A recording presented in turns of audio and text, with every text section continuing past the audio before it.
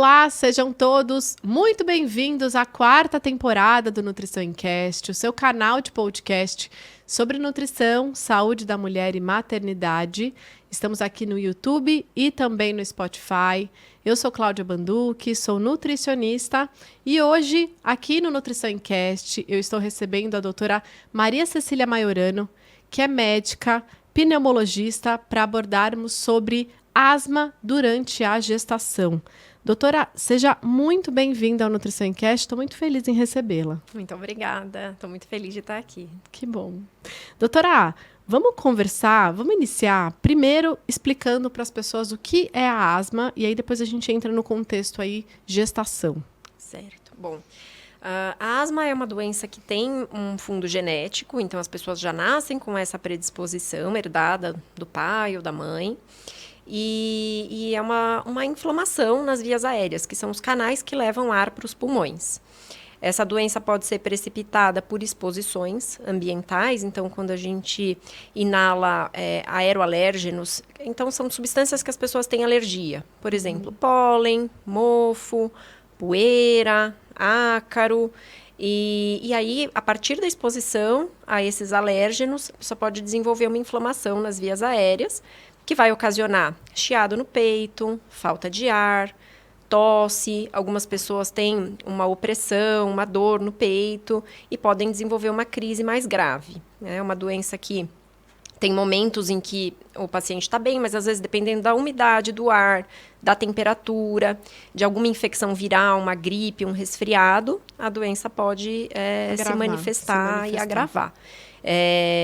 Então, basicamente, é uma doença crônica, que tem períodos de controle, períodos de exacerbação, e o principal impacto é a falta de ar e a limitação para as atividades. E a gente pode colocar quais são os principais desafios trazendo, então, a asma para a gestação, para essa mulher que está grávida?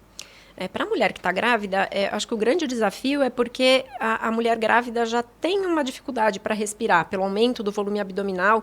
Então, acho que somado a uma doença respiratória, a dificuldade para respirar acaba ficando muito grande se a doença não estiver muito bem controlada.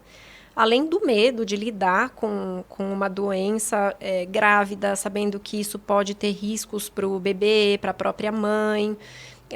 Enfrentar toda essa situação no momento de vulnerabilidade é muito difícil. E a asma, ela pode afetar a saúde da mãe e do bebê durante a gestação? A asma pode afetar a saúde de ambos. De ambos. Então, para a mãe existe um risco de pré-eclâmpsia, principalmente, e para o bebê, nascimento prematuro, baixo risco ao nascer, são as grandes complicações da asma durante a gestação. Mas nisso a gente está falando de uma mulher que tem um descontrole da asma. Uma mulher que consegue fazer um controle, ela consegue ter uma evolução de gestação perfeita.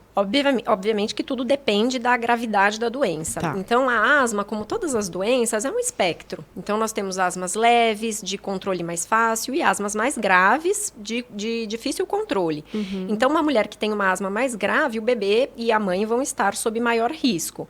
Agora, com o tratamento, tudo fica mais simples. Então, tratando a doença de forma adequada, tendo acompanhamento tanto do obstetra quanto do pneumologista durante a gestação, isso faz toda a diferença para mudar o desfecho.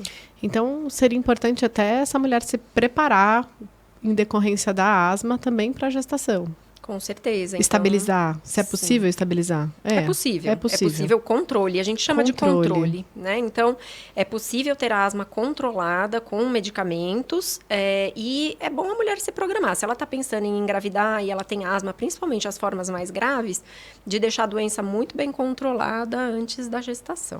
E tem algum manejo diferente, pensando em mulheres grávidas e não grávidas, quando a gente fala no tratamento? No geral, eu vou dizer que não, com algumas particularidades. Tá. Então, tem algumas medicações que são mais seguras para a mulher gestante, mas grande parte das medicações de primeira linha a gente pode usar em mulheres grávidas, sem problemas. Então, principalmente as medicações inalatórias, que são as famosas bombinhas, né? Elas têm poucos efeitos colaterais, porque são medicações que são administradas por via inalatória e elas vão para os pulmões, prioritariamente. A quantidade que é absorvida para chegar na corrente sanguínea e gerar efeitos colaterais é muito pequena. O FDA, né, que é o Food and Drug Administration, tem uma classificação de medicações A, que pode usar tranquilamente, até X, que é uma medicação que não deve jamais ser usada. As medicações para asma, geralmente elas estão entre B e C, que pesando risco-benefício, a gente pode usar de forma tranquila. E, na verdade, o risco para essa mulher, pensando na preocupação, uma das principais preocupações de controle na asma, na gestação, seria, de fato, essa falta de ar. Por conta também do crescimento do bebê, né? A asma não controlada, quando a mulher entra em crise, a falta de oxigenação para o bebê pode gerar efeitos muito deletérios. Então, a restrição do crescimento. Tá. E parto prematuro, com todas as suas complicações. Então, quando a gente pensa em efeito colateral dos medicamentos, pesando o risco-benefício, o risco de uma complicação, de uma exacerbação da asma é muito maior do que o risco envolvido com o uso de qualquer medicação. Então, as medicações são seguras e se a gente colocar na balança, é muito pior, tanto para a mãe quanto para o bebê, ficar com a doença descontrolada. Considerando que os medicamentos são, no geral, bem seguros. E esses medicamentos, eles são utilizados de forma profilática ou são utilizados na crise? Quando você pensa em gestação? Existem as duas coisas. Então, a gente, quando avalia... Porque a consequência, se a gente parar para pensar, é bem séria, né? Dependendo de quantas crises essa mulher tenha durante a gestação. Sim, que podem acarretar hospitalização. Sim. Então, o médico faz uma avaliação para ver o grau de controle da asma. Se a asma estiver descontrolada, a gente já precisa entrar com uma medicação contínua, que é para prevenção de crises. Então, a gente vai perguntar para a gestante quanto que o sintoma impacta na vida dela, quantas vezes por semana ela tem chiado ou falta de ar. E com isso, a gente consegue saber se a asma está controlada ou não. Estando não controlada, a gente vai usar uma medicação para prevenir as crises. Então, a medicação é usada de forma contínua, diariamente, medicação inalatória, as bombinhas, que é uma combinação do corticoide inalatório, que desinflama as vias aéreas, e o broncodilatador, que abre o brônquio e diminui a falta de ar, né? Diminui o chiado, a falta de ar. Então, essas bombinhas são usadas de forma preventiva. Quando o paciente desenvolve uma crise, ele vai usar uma dose extra de medicação inalatória e aí precisa usar a corticoide via oral também, né? O anti-inflamatório por via oral. E aí que é o problema. Se a gente usa a medicação inalatória de forma correta, a asma fica bem controladinha com as medicações inalatórias, a gente não precisa usar o corticoide via oral, que tem mais efeitos, né? Se a gente precisar usar para gestante numa crise, a gente vai usar. A gente vai tratar como um asmático descompensado, sem nenhuma particularidade. Mas é melhor que não precise usar, principalmente no primeiro trimestre da gestação. Não é uma medicação que tem um risco de malformação grave, mas sempre que a gente puder evitar, é melhor. Mas se a gestante está em crise, a prioridade é tirar da crise. Então, a gente usa tudo. Corticoide via oral, o que for preciso para tirar da crise. Endovenoso. E tentar entender quais são esses expositores, né? Para colocá-la nessa situação, né? Sim, com certeza. Então, a gente tem que ver na casa dela se tem tapete, carpete, cortina, poeira, animais. Tem gente que é alérgica a pelo de gato, então mofo. Tudo isso, o ambiente tem que estar muito bem controlado, muito bem limpo. A gente orienta a não varrer para não levantar poeira, não usar aspirador de pó, a não ser que sejam aqueles aspiradores com água, né, que não levanta poeira. Tudo isso para evitar o descontrole que a vida da de um doença. asmático já sabe, né? É assim, quem é asmático sabe. Então, não pode ter bicho de pelúcia, carpete, tapete, cortina. Mas você acha que a gestação deixa ela mais vulnerável para as crises? Isso é interessante a gente falar. É um comportamento muito variável. A asma já é uma doença de comportamento variável para qualquer pessoa.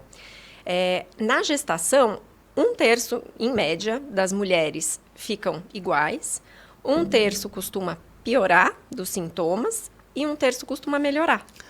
Então, é meio imprevisível. Nossa, bem imprevisível. Os estudos mostram isso, né? Então, não tem como a gente saber. Lógico que uma asmática mais grave, a gente fica com um pouco mais de preocupação, mas é imprevisível. Não tem muito como a gente saber. Agora, o que a gente sabe é que existem alterações no sistema imunológico da gestante e isso pode levar a uma descompensação da doença. E aí você comentou que há uma preocupação muito vinculada ao primeiro trimestre gestacional, mas eu fico pensando nossa, eu sou mãe e eu fico pensando o quanto a gente já é fadigada, né? Aquele barrigão da reta final, asmática, então, porque a gente já puxa, né? A gente já respira de uma maneira com muito mais dificuldade, né, doutora? Com certeza, eu também. Já fiquei grávida 2 vezes sem asma e no finzinho, principalmente, Pra subir uma rampa na rua, a gente já cansa, né? Subir um lance de escada, já fica cansado. Por isso que eu acho que o grande desafio é esse, é lidar com a falta de ar e, às vezes, até saber. Será que eu tô com falta de ar por causa da barriga? Será que eu tô com falta de ar por causa da asma? Por isso que eu acho que é importante o profissional acompanhar em conjunto para a gente saber diferenciar se essa falta de ar é da própria gestação, se é da asma ou se é algum outro problema, que também pode acontecer e a gente atribuir a uma coisa... Até uma hemoglobina baixa, né? Sim, uma anemia. Exatamente. E também a gente tem que pensar nesse aspecto que eu acho que deve ser bem ansioso para essa mulher, né? Pensar nessa crise, na consequência de ter uma crise. Eu acho que deve ser uma gestação que deve emocionalmente deixar elas bem mais vulneráveis, né? Acho que a mulher já fica vulnerável no período da gestação, pensando que alguma coisa pode dar errado, com medo, com uma doença assim, mais, e principalmente se a doença não estiver bem controlada, acho que a ansiedade aumenta. E a ansiedade pode precipitar crise também. A asma tem um envolvimento emocional importante. Então, se a gente está ansioso, a gente pode ter mais crise de asma, isso gera mais ansiedade, então pode ser um desafio mesmo. Aí é equilibrar o físico e o emocional, né? Exatamente. E aí a gente está falando da asma, né? Mas a gente tem outras consequências aí. Hoje em dia a gente vê essa avalanche de resfriados, essas gripes e covids e tudo mais. Tudo isso é uma consequência bem negativa para quem tem asma? Não. Qualquer vírus pode descompensar a asma. Qualquer vírus respiratório. Tá. Então, vírus de resfriado comum, vírus da gripe, o vírus da Covid, os vírus inflamam as vias aéreas. E a asma é uma doença inflamatória das vias aéreas.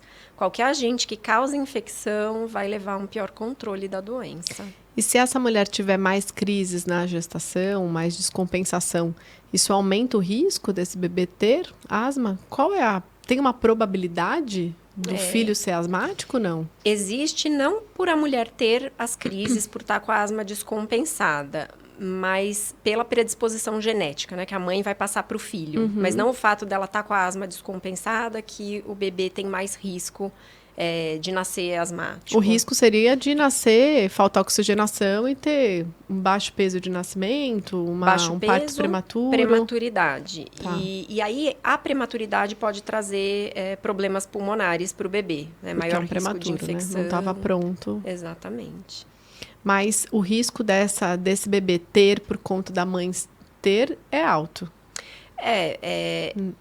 Assim, não tem como a gente estimar um risco, porque a genética é muito complicada, tá. Né? Então, depende do pai, depende da mãe. Se o pai for asmático também, aumenta mais o risco. Então, não tem como a gente falar numa probabilidade matemática. Mas, por ser filho de asmática, o bebê tem mais risco de nascer com asma. O que só o pediatra vai fazer o diagnóstico de asma depois dos 2 anos de idade. Até os 2 anos, se o bebê tem um chiadinho, uma falta de ar, ele é rotulado como um bebê chiador. E depois dos 2 anos é que vai conseguir dizer se é asma mesmo. Porque tem outros fatores que podem levar o bebê a chiar antes dos 2 aninhos. Tem alguma mudança do estilo de vida dessa gestante, quando a gente fala em asma? Alguma coisa que poderia ajudar? Atividade física. Atividade física, que ajuda muito. Ao contrário do que algumas pessoas pensam, tem um mito, né, que algum alimento vai desencadear a asma, que leite... Um alérgico, Isso. Não, o que vai desencadear a asma são aeroalérgenos, alérgenos que estão no ar. Então, aquilo que eu mencionei, poeira, ácaro, mofo, pelo de animal, pólen, nada que a gente coma vai piorar o controle da nossa asma. O que pode piorar em termos de alimentação é comer demais, comer alimentos que não são saudáveis, porque ganhando muito peso na gestação, a gente vai piorar o controle da asma. O excesso de peso leva ao pior controle da asma. Não só pela maior dificuldade de respirar, pelo excesso de peso, mas também porque a obesidade leva a aumento da inflamação sistêmica, né? A gordura é um tecido metabolicamente ativo e inflamatório. Então, se a gente está com o peso acima do normal, nós podemos piorar doenças de caráter inflamatório, como a asma. Então, acho que se manter no peso, ganhar o peso suficiente, não ganhar mais, né, 20, 30 quilos na gestação, não tem por que ganhar todo esse peso, e fazer atividade física, tanto para controlar o peso, quanto para melhorar os sintomas. A atividade física é muito bem-vinda. E aí, qualquer atividade física aeróbica, então, uma caminhada, bicicleta, natação, que a natação é boa para quem é asmático, porque o ambiente é úmido, né? Então, o ambiente quentinho e úmido da piscina é bom. Algumas piscinas têm cloro, o cloro pode piorar o sintoma de um asmático, mas aí hoje em dia tem alternativas, né? Tem piscinas que são só de água salgada para fazer a desinfecção, então não tem cloro quase, ou não tem mesmo cloro, então a gestante pode fazer natação, pode fazer caminhada, é super bem-vinda e vai fazer muito bem para o controle da doença. E essa gestante, ela consegue monitorar essa função pulmonar, assim, ao longo da gestação? Consegue, então... Fazendo consultas? Tem que fazer um acompanhamento periódico. E é indicado o acompanhamento? Com certeza. Descobriu que está grávida, já vai na consulta? Passa na consulta com o pneumologista. E o ideal é fazer esse acompanhamento mensal e, se tiver algum problema, até de forma mais frequente. Então, o pneumologista vai avaliar, vai ver se a falta de ar é por causa da asma mesmo. Se não for, vai investigar outras condições. E, ao longo desse acompanhamento, vai fazendo a função pulmonar. É um exame chamado espirometria. O paciente sopra num aparelho e aí vai medindo essa capacidade pulmonar e comparando um resultado com o outro, para ver se o tratamento está fazendo efeito, se tem que aumentar a dose da medicação, se pode reduzir a dose da medicação. Então, porque pela evolução da gestação, a função pulmonar já é comprometida. Podemos dizer assim? Assim, alguns valores podem se alterar, né, pelo aumento do volume abdominal, mas não da forma como a asma altera. O pneumologista, além do exame, ele vai saber identificar se é uma restrição pelo aumento do volume abdominal ou se é uma alteração das vias aéreas mesmo, da asma descontrolada. E aí, se for, a gente já faz a adequação que precisa ser feita antes de descompensar. Porque, na verdade, a preocupação é a crise, né? É a crise. O grande problema é a crise. A asma mal controlada, levando a uma crise, a uma hospitalização, baixo suprimento de oxigênio para esse feto, e aí o risco do parto prematuro, do baixo... E também a asma mal controlada, mesmo sem crises, mas uma asma mal controlada ao longo de toda a gestação pode levar esse bebê a nascer com baixo peso. E existe algum protocolo que tem que ser feito quando essa mulher está nessa fase, nessa crise? Algum procedimento emergencial? Ela tem que procurar um pronto-socorro? O que ela tem que fazer? Sempre, isso para qualquer asmático e para mulher grávida, considerando o risco envolvido, tem mais uma vida envolvida, é levar sempre a medicação inalatória. Então, se eu vou até o trabalho, se eu vou até o shopping, se eu vou no parque, eu tenho que estar com a minha medicação. Tá. Tem medicações que a gente usa continuamente e as medicações que a gente chama de medicação de resgate, que é para usar quando você tem algum sintoma. Então, todo dia o asmático vai acordar, vai usar a medicação habitual dele. Como quem tem diabetes, pressão alta, usa a medicação, o asmático vai usar. Se essa gestante entrar em crise no meio do dia, ela sentir um chiado, uma falta de ar, ela tem essa medicação de resgate que ela pode usar para tirar da crise. Então, ela usa essa medicação. Passou 5 minutos, não melhorou, usa mais uma dose e vai para o pronto-socorro. ela consegue perceber quando ela está entrando em crise? Um asmático sabe. Geralmente sabe. Eu acho que pode ter essa confusão da falta de ar da gestação, mas que geralmente é uma falta de ar quando sobe escada, quando faz um esforço. A crise da asma geralmente vem em repouso, sem fazer nada, vem aquela crise que geralmente vem acompanhada de chiado, de tosse, uma tosse seca, né? Pode ter um pouquinho de secreção, mas uma secreção clarinha, tipo uma clarinha de ovo. Mas geralmente é isso, é uma falta de ar que vem de repente, sem ser desencadeada por esforço, e costuma melhorar com a bombinha. Agora, se não melhorou, pode ser uma crise mais grave e aí precisa ir para o hospital. É porque quando a gente fala num bebê que vai estar tendo queda de percentil, numa restrição, a gente está falando de um bebê que está sendo exposto em vários momentos ao longo da gestação por uma baixa oxigenação. Não baixa oxigenação, porque a asma, para levar uma baixa oxigenação, precisa ser uma crise muito grave. Mas é a própria inflamação que a doença gera no organismo que faz com que o bebê não se desenvolva. Eu falo porque seria uma coisa que a gente conseguiria acompanhar para pensar num bebê de fato restrito, né? Seria alguma coisa que não houve um acompanhamento para chegar num ponto desse, né, doutora? Ah, sim. Por isso que merece acompanhamento tanto do obstetra, que vai acompanhar essas questões, né, do crescimento, se o bebê está ganhando peso, se a vitalidade fetal está adequada, quanto do pneumologista garantindo que a asma fique sob controle. E na fase porque se a gente pensar no período de trabalho de parto, é um período onde essa mulher vai também ser exposta a bastante esforço, né? Uhum. Isso pode atrapalhar a via de parto, dependendo do quão essa mulher está exposta no momento de crise ou não? A situação ideal é que essa mulher chegue controlada, fora de crise. Uhum. Se chegar em crise, a gente vai fazer as medicações para tirar da crise. Mas a via de parto é indicação obstétrica, né? Não é o pneumologista que vai dizer, eu prefiro que seja cesárea porque a asma... Isso não vai impactar na decisão. Então, não é porque vai fazer cesárea que vai ser melhor para a mãe. É controlar, tirar da crise, e aí se faz ou o parto normal ou a cesariana por indicação obstétrica. É o obstetra que diz.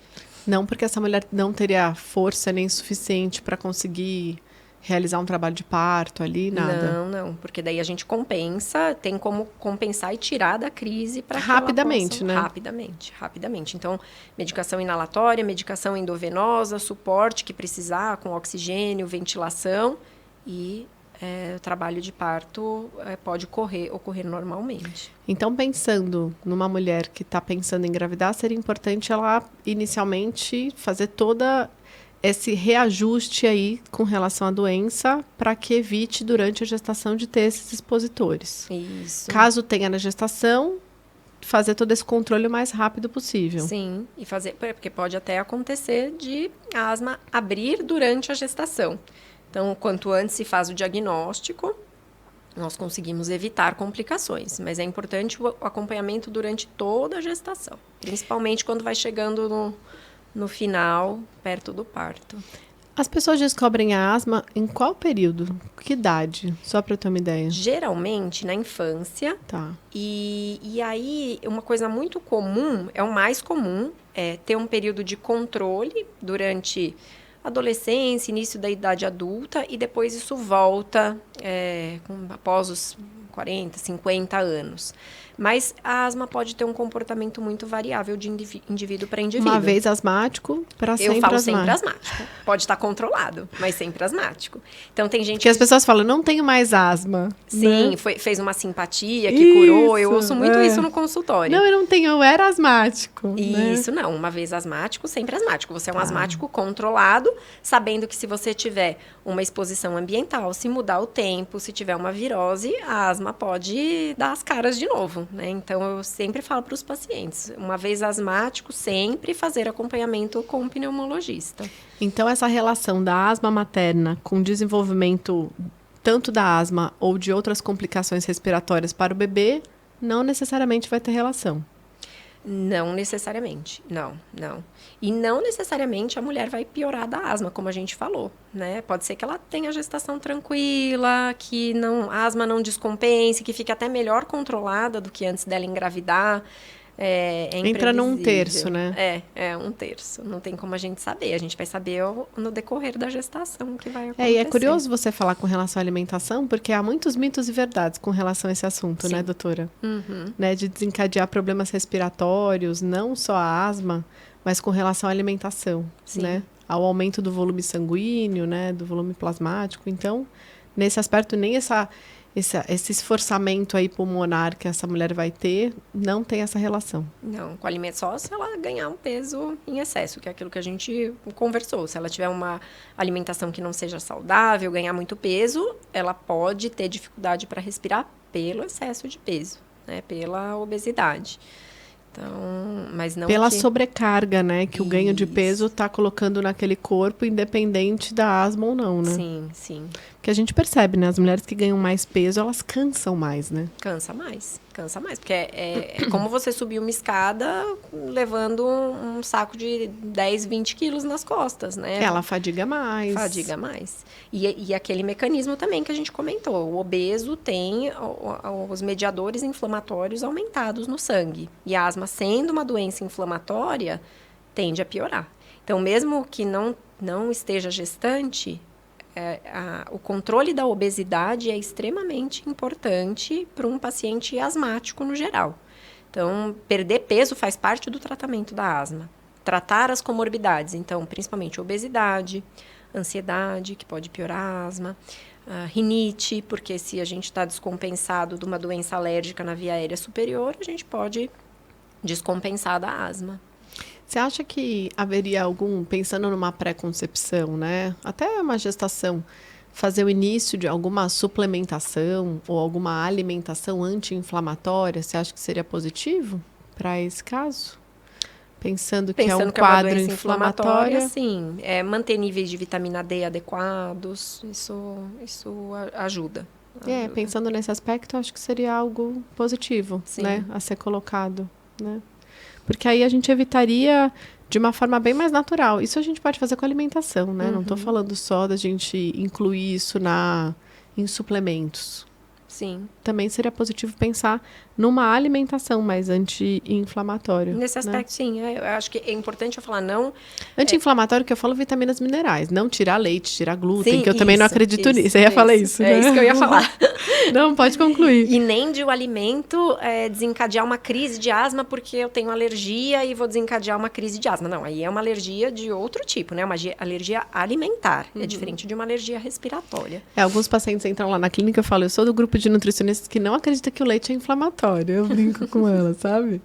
Porque senão começa a achar que tudo vai gerar inflamação, né? Sim. E, na verdade, nosso corpo tem vários processos inflamatórios, né? Imagina Exatamente. que não, né? Não, então a gente está em sintonia. Ai, que bom.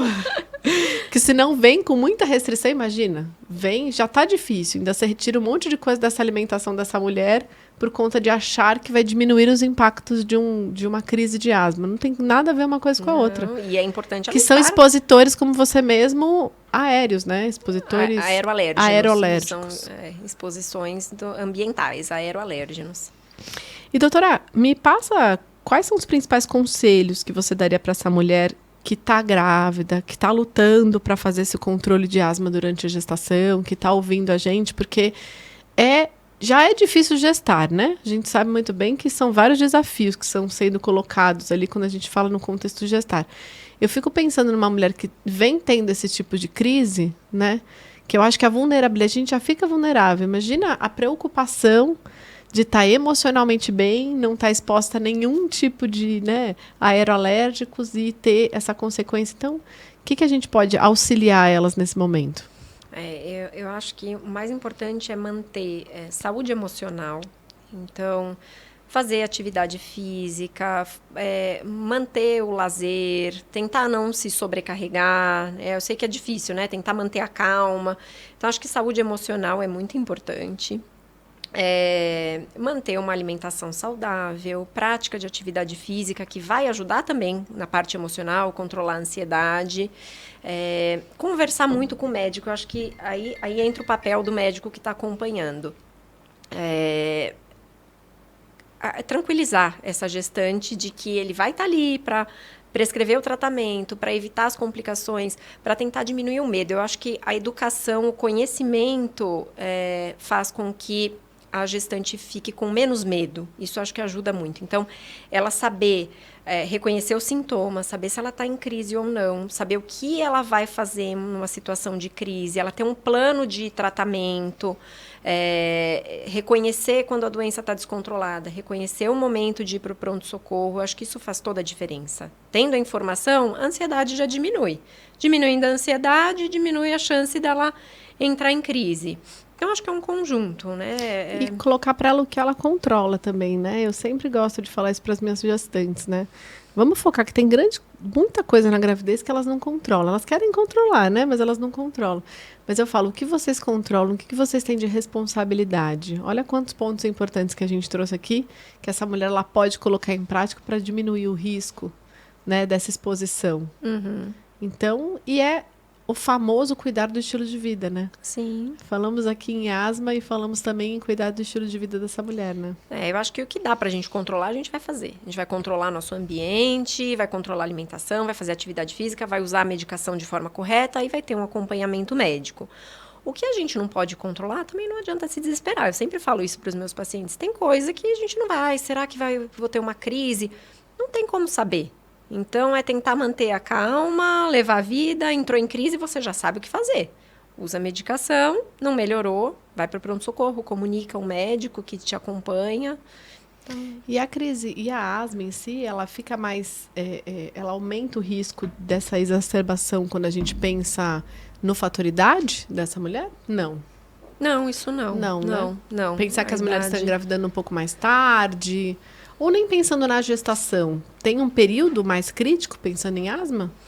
Geralmente tem os picos, infância e depois na fase adulta, depois dos 40, 50 anos. Aumenta? Sim. Mas isso é o mais típico. Mas não que uma pessoa que esteja ali com 20, 30 anos não vá ter asma também. Às vezes a pessoa tem asma, começa na infância e vai acompanhar até o fim da vida. Então, tem esses 2 picos mais frequentes, mas a asma pode acompanhar o paciente durante a vida toda. Então, essa coisa de ex-asmático... Não existe. É mito. Uma vez asmático, sempre asmático. A gente só controla, né? Para não ter crise. Aí. Às vezes controla até sem medicação. Às vezes é só o controle ambiental. E às vezes o paciente fica com a asma controlada durante a vida toda com medicamento. Então, o paciente asmático pode ter uma vida absolutamente normal com tratamento. E tem uma consequência para a vida, para a saúde desse asmático, fazer uso do medicamento? A única forma de você controlar é com o medicamento. Isso tem uma consequência? Os medicamentos são muito seguros, porque é o que eu falei, é via inalatória. Então, o que vai absorver para ter efeito colateral em doses habituais é muito pouco. Então, a não ser que a gente precise usar uma dose muito alta de medicação. O grande problema é se o paciente vira dependente de corticoide via oral, porque daí vai ter o efeito colateral a longo prazo, é sério. Então, são vários riscos: diabetes, hipertensão, obesidade, glaucoma, catarata. Então, a ideia é controlar com outras medicações que não o corticoide. Se o paciente está dependente de corticoide, hoje em dia vai de uns 10, 15 anos para cá, surgiram novas medicações, que são os imunobiológicos, que agem no controle da asma sem que nós precisemos usar corticoide em doses altas. É que o corticoide soluciona mais rápido, né? Rápido. Então... Não, para tirar da crise não tem o quê? É rápido. E outra coisa, quando eu falo em corticoide, as bombinhas que a gente usa para tratar a asma têm corticoide.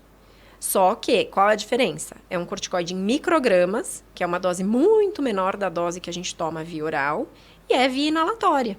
Então, não é que nem o corticoide via oral ou o corticoide que a gente toma na veia, que vai ter um efeito no organismo todo. Eu falo que as medicações são seguras porque são em doses menores que vão direto no problema, no órgão-alvo. Uhum. Então, o que cai na corrente sanguínea é muito pouco para dar efeito colateral. Então, por isso que é seguro. Na verdade, o corticoide inalatório foi uma revolução no tratamento da asma. Sempre que eu prescrevo, o paciente fala, mas é corticoide? Sim, é corticoide, mas esse corticoide inalatório não é que nem o corticoide que a gente toma. Então, não tem problema usar a vida inteira, contanto que a doença fique bem controlada. Porque a doença mal controlada é pior do que o efeito colateral do remédio. E às vezes a gente consegue usar uma dose baixinha que... E a doença não controlada, ela desencadeia outras doenças. Hipertensão? A asma não controlada, isso não. Mas a asma não controlada, a longo prazo, o que vai acontecer com os brônquios? Eles vão sofrendo um processo que se chama remodelamento. O brônquio vai cicatrizando de uma forma ruim e vai ficando endurecido. Então, a asma é uma doença que quando a gente dá o corticoide, o broncodilatador, essa obstrução, essa dificuldade para o ar passar dentro dos brônquios, ela é reversível. A partir do momento que você não trata a asma e que ela vai ficando descontrolada por muitos anos, essa obstrução, por causa desse remodelamento, dessa cicatrização inadequada, essa obstrução se torna irreversível. Então, o paciente vai ter uma insuficiência respiratória crônica. O tratamento da asma não é só para prevenir crises. Não é só para você não chiar, não ter falta de ar. É para prevenir complicações no futuro. Então, se você tem 20, 30 anos, você tem que tratar a asma hoje para você respirar bem quando você tiver 60, 70 anos. Pensar a longo prazo. A longo prazo, principalmente porque a expectativa de vida está aumentando. A gente está vivendo mais, então tem que viver com mais qualidade. E aí, com toda essa história do medicamento, você percebeu que a qualidade de vida das pessoas asmáticas melhorou? Com Horrores. certeza. E procura pronto-socorro. Antigamente tinham mais asmáticos procurando serviço de emergência, mais asmáticos internados. Hoje em dia é raríssimo. Eu trabalho em hospital, trabalho em UTI, é raríssimo você ver um asmático internado com crise de asma. Justamente porque o controle está sendo feito de forma mais adequada. Doutora, muito obrigada. Imagina, que pela isso, sua foi um participação. prazer. Eu queria deixar uma mensagem final. Claro, por favor. Para as gestantes não terem medo de tomar remédio para controlar a asma. Legal então, você falar isso. Porque o que acontece? Existe um mito de que eu não posso tomar remédio nenhum durante a gestação porque isso vai fazer mal para o bebê. Então, as pessoas já vêm com essa informação. Primeira coisa que faz, para de tomar remédio. Então, gestante, você é asmática. Tá tomando a medicação? Não pare de tomar a sua medicação. Procure obstetra, procure o pneumologista, porque a gente vai manter o tratamento durante a gestação, para evitar que você tenha crise. Então, nenhum medicamento usado para controlar a asma vai ser pior do que a doença descompensada. E pelo que eu entendi, o medicamento utilizado em mulheres não grávidas é o medicamento usado em mulheres grávidas. Em mulheres grávidas, ou seguro. seja, não vai ter uma migração do medicamento quando Não. Não. Tem algumas medicações que são mais seguras porque tem mais estudos. Então, Tá. quando a gente fala que o medicamento não é tão seguro, é porque não tem estudo em mulheres grávidas. Tem estudos em animais mostrando segurança. O medicamento que é mais seguro é o medicamento que foi testado em mulheres grávidas. Então, a gente prioriza esse. Não que os outros vão ser terríveis. Podem ser usados também com segurança, mas a gente tem medicamentos mais seguros para gestante. Então, é essa particularidade que a gente vai fazendo os ajustes aí durante as consultas. E com informação, pelo jeito, não é uma coisa tão difícil da gente controlar, pensando na gravidez. Que às vezes falta informação mesmo para essa mulher dar continuidade. Sim. Então, não parar remédio. Se eu tenho que deixar uma mensagem, não parem as suas medicações. Continuem tomando. Ótimo. Doutora, eu queria te agradecer. Vou entregar para você um mimo da Nutrify. Tem algumas amostras aqui para você, que é o nosso apoiador aqui do Nutrição Encast. Doutora, eu queria saber como é que as pessoas te encontram. Eu acho que as pessoas vão ter dúvidas. E aí, queria que você deixasse para a gente direcionar para você também. Bom, eu vou deixar o Instagram, que é doutora Maria Cecília, _pneumo. E meu site é doutoraceciliamaiorano.com.br. Deixem as dúvidas para a doutora Maria Cecília responder depois. Eu queria agradecer você que ficou com a gente até o momento. Então, se você está grávida, se você conhece uma mulher que tem asma, que está pensando em engravidar, ou está grávida e tem a doença aí, ou tanto de informação que a gente conseguiu colher, eu queria agradecer a equipe da LB Filmes. Estamos aí na 4ª temporada. Obrigada por toda essa estrutura. E siga a gente também nas redes sociais, tanto meus quanto aqui do Nutrição Encast. Eu espero vocês no próximo programa. Até lá!